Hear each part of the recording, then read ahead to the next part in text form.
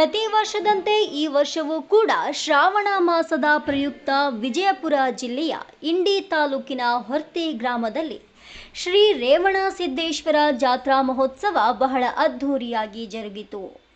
ಈ ಜಾತ್ರಾ ಮಹೋತ್ಸವದಲ್ಲಿ ಬಿ.ಡಿ. ಪಾಟೀಲ್ ರವರು ಪೂಜೆ ಕಾರ್ಯಕ್ರಮದಲ್ಲಿ ಪೂಜೆ ಸಲ್ಲಿಸಿ ಮಾತನಾಡಿದರು. ಸುತ್ತಮುತ್ತಲೂ ಮಳೆ ಜೋರಾಗಿ ಸುರಿಯುತ್ತಿದ್ದರೂ ಈ ಜಾತ್ರೆಯಲ್ಲಿ ಮಳೆ ಇರಲಿಲ್ಲ. ಜಾತ್ರೆ ಮುಗಿದ ತಕ್ಷಣ ಮಳೆ ಜೋರಾಗಿ ಸುರಿಯಿತು. ಇದು ರೇವಣಸಿದ್ದೇಶ್ವರ ದೇವರ ಪವಾಡ ಎಂದು ಜೆಡಿಎಸ್ ಮುಖಂಡರಾದ ಬಿ.ಡಿ. ಪಾಟೀಲ್ ಮತ್ತು ಬಿಜೆಪಿ ಕೌಸುಗೌಡ ಬಿರಾದರ್ ಅವರು ಹೇಳಿದರು. ನಿಂಬಾಳ ಜೆಡಿಎಸ್ ಯುವ ಘಟಕದ ಅಧ್ಯಕ್ಷರು ಬನಸಿದ್ದ ಟೆಂಗಳೆ ಮತ್ತು ಕಾಂತು ಲೋಖಂಡೆ, ಕಾರ್ತಿಕ್ ನೀಲಂಗಿ ಸೇರಿದಂತೆ ಇತರರು ಭಾಗವಹಿಸಿದ್ರು. ವರದಿ ಆನಂದ್ ಹರಿಜನ್. ಇವತ್ತೆಲ್ಲ ಭಕ್ತಾದಿಗಳು, ಯಾಕಂದರೆ ಇದು ವಿಶ್ವದ ಅತ್ಯಂತ ಹೆಸರಿರ್ತಕ್ಕಂಥ ಐತಿಹಾಸಿಕ ಇಲ್ಲಿ ಎಲ್ಲ ಭಕ್ತಾದಿಗಳು ಹಳ್ಳಿಗಳಿಂದ ಬಂದಿದ್ದಾರೆ.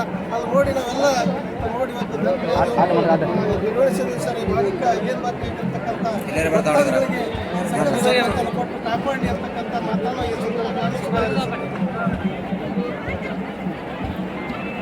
ರೇವಣಸಿದ್ದೇಶ್ವರ ಈ ಒಂದು ರಥೋತ್ಸವದ ಇಲ್ಲಿ ಭಾಳ ವಿಶೇಷಪ್ಪ ಅಂತ ಕೇಳಿದ್ರೆ ಇಲ್ಲೊಂದು ಪವಾಡ. ನಾನು ವಿನಯ್ ಬರೋತ್ನಾಗ ನಮ್ಮ ಇಂಡಿಯಿಂದ ಇಲ್ಲಿ ಮಂಗಲಕರಲೆವರೆಗೆ ಸಾಧಾರಣದಿಂದ ದೊಡ್ಡ ಮಳೆ ಆಗಿತ್ತು. ಆದರೆ ಈ ಊರಲ್ಲಿ ಹಿಡ್ಕೊಂಡು ಇಲ್ಲಿ ಬರಬೇಕಾದ್ರೆ ಮಳೆ ಇದ್ದಿದ್ದಿಲ್ಲ.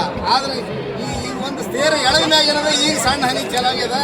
ಇಂಥ ಪವಾಡ ಇರೋದ ಸದ್ಗುರು ಏನದ ರೇವಣಸಿದ್ದೇಶ್ವರ ಒಂದು ಪವಾಡ ಅಂತೇಳಿ ನಾವು ಭಾವಿಸ್ಬೇಕಾಗ್ತದೆ.